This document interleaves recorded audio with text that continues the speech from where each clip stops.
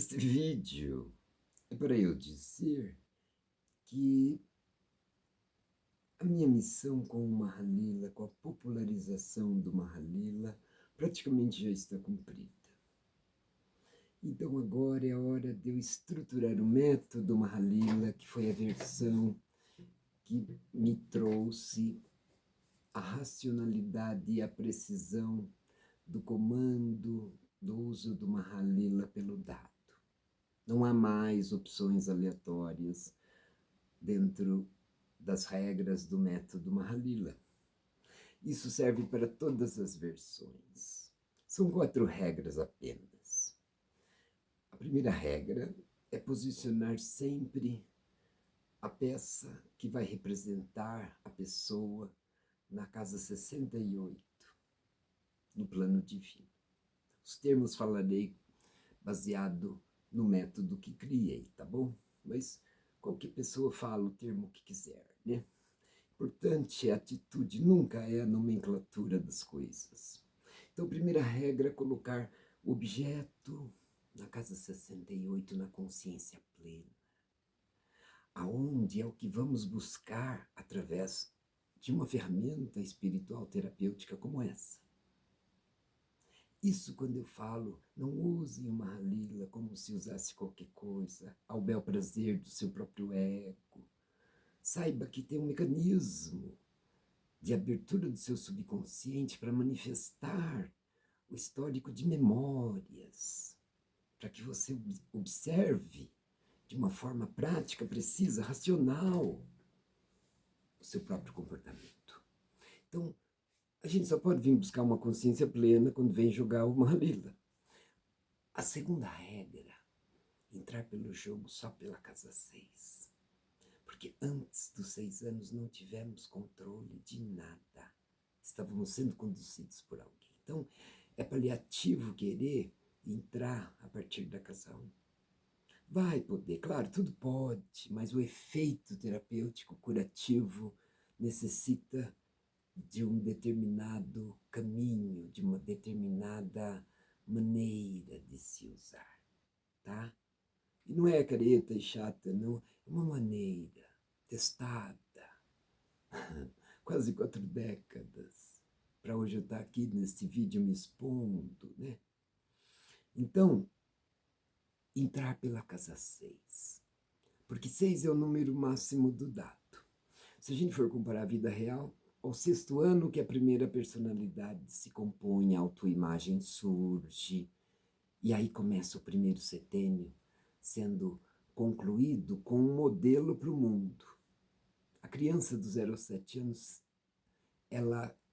a criança do 0 aos 6 anos, ela é algo que quem a criou e educou modelou, né? Então, esses valores, né? Os valores intelectuais é a personalidade, e os valores emocionais é o caráter, tá? A personalidade sempre é a busca pela razão de uma situação.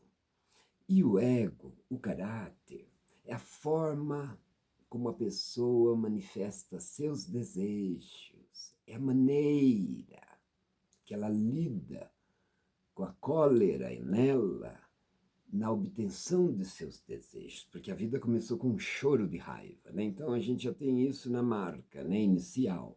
Então todos temos raivas quando os nossos desejos não são satisfeitos. Então, qual é a temperatura dessa raiva? Que lá na frente vai ser um temperamento, né?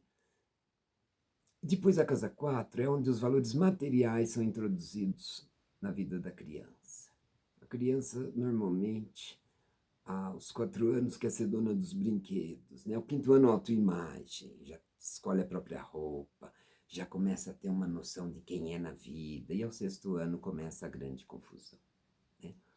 Então, o jogo começando pela casa 6 vai economizar tempo, desperdício com coisas que não são objetivas, do 1 ao 5, ainda. No retorno a partir da casa 2, aí tem todo um significado, né?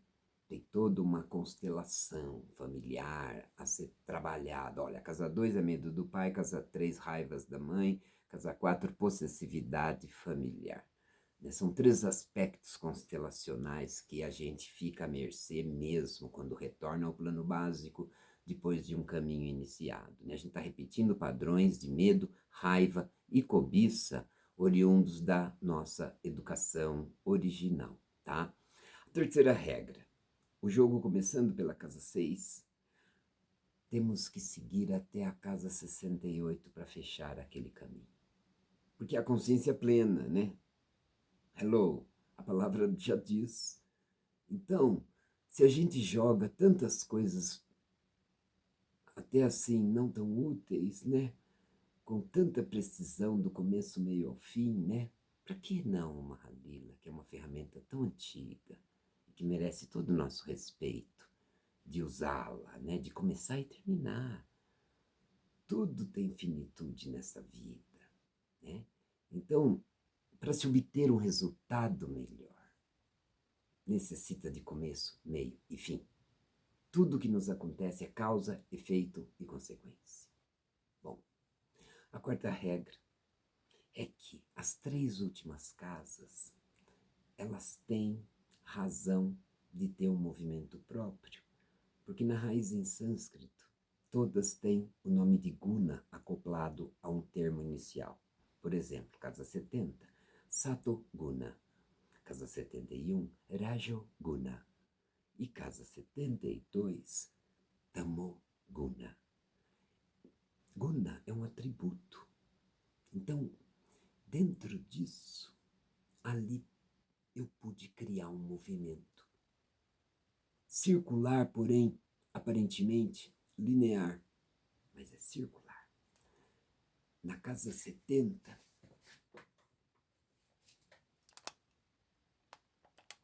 cadê? Ali atrás, isso. Na casa 70, 71 e 72, eu posso criar um movimento para ajudar a sincronicidade, que é o movimento que na Índia é conhecido por Samsara, a roda da vida, começo, meio e fim, a Santíssima Trindade, que é o seguinte: quando se tira 6 a partir das 70, andamos assim, né? 1, 2, 3, 4, 5, 6. E conseguimos transformação para uma etapa mais ecológica, né?